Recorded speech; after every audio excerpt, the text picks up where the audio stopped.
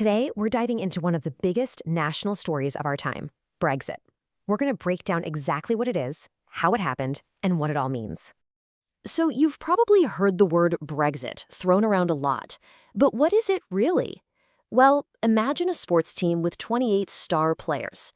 Brexit is the story of how one of those players, the UK, decided after decades on the team to go it alone.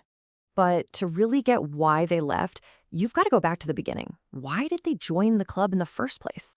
Okay, so the story of the European Union is actually pretty incredible.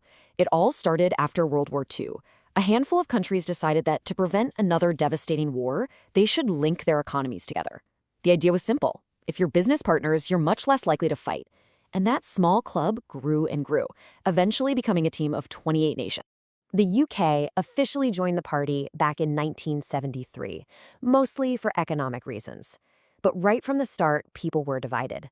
For over 40 years, there was this constant debate humming in the background. Is being in this club really good for Britain? And that long simmering argument about money, laws, and identity finally boiled over, leading to a historic vote in 2016. So, after all those decades of back and forth, it all came down to one single moment, where every single citizen was asked to make this enormous choice. And the way they did it was with something called a referendum. Now, this isn't like a regular election. Instead of picking a person or a party, a referendum asks you to vote yes or no on one very specific question. And the question was, should the United Kingdom remain a member of the European Union or leave the European Union? And just like that, the whole country basically split down the middle. On one side, you had the Stay campaign. They argued that being part of this huge group of countries made business way easier and made the UK stronger.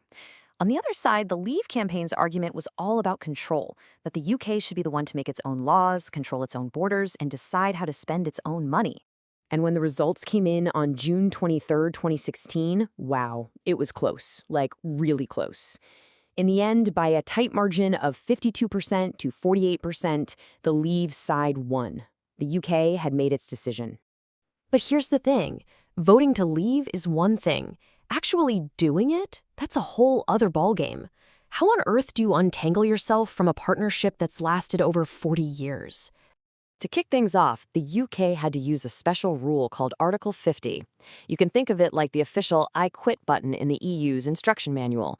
The moment they pressed it, a 2-year countdown clock started ticking for the UK and the EU to figure out the terms of their divorce. And what a negotiation that was. Seriously, you have to imagine teams of experts arguing over thousands of rules about everything, from how planes can fly between countries, to what happens to medical supplies, to fishing rights. It was a gigantic, messy task, and that 2-year deadline had to be pushed back more than once because it was all so difficult. Okay, so after all of that negotiation, what's actually different today? What has really changed for people and businesses? Let's break it down. Let's start with trade. Before, the UK was part of the EU's single market. Think of it as a massive free trade club where goods could move between countries with no checks or extra costs. Now there's a new deal in place, but it comes with a lot more paperwork and inspections at the border, which can slow things down. This is a big one. People. There used to be something called freedom of movement, which meant if you were an EU citizen, you could just pack up and move to the UK to live and work, no problem. Well, that's over. Now the UK has a new points-based system, which means people are assessed based on their skills or if they have a job offer. Remember that slogan, "Take back control"? Well, this is a huge part of what they meant. Before Brexit, the top court in Europe could sometimes overrule UK courts. Not anymore. Now, the UK's own Supreme Court is the final authority. It has the last word on the law of the land. Okay, now we get to what is probably the trickiest part of this whole thing, Northern Ireland. See, Northern Ireland is part of the UK, so it left the EU. But it shares a land border with the Republic of Ireland, which is still in the EU. And keeping that border totally open was critical for peace, which created this massive puzzle. The solution they came up with is called the Northern Ireland Protocol. And it's complicated. To avoid putting up checkpoints on that sensitive land border, they decided to check some goods arriving into Northern Ireland from the rest of Great Britain instead. As you can imagine, that has been very, very controversial. What about for students? Well, the UK used to be in a really popular program called Erasmus, which made it super easy for students to go study in other European countries. The UK isn't part of that anymore. Instead, it's created its own program called the Turing Scheme, which helps students study not just in Europe, but anywhere in the world. And of course, you can't just leave a club you've been in for 40 years without settling the bill. As part of leaving, the UK had to pay a final divorce bill of around £40 billion. This was to cover financial promises it had already made to the EU, like funding for certain projects and pensions. So, the UK is out. It's done. What happens now? Where does Britain go from here now that it's forging its own path? Well, being on its own means the UK gets to call its own shots. It's now busy signing its own trade deals with countries all over the world, like Australia and New Zealand. It gets to create its own rules for new technologies, manage its own fishing waters, and, importantly, it still works very closely with its European neighbors on big things like security.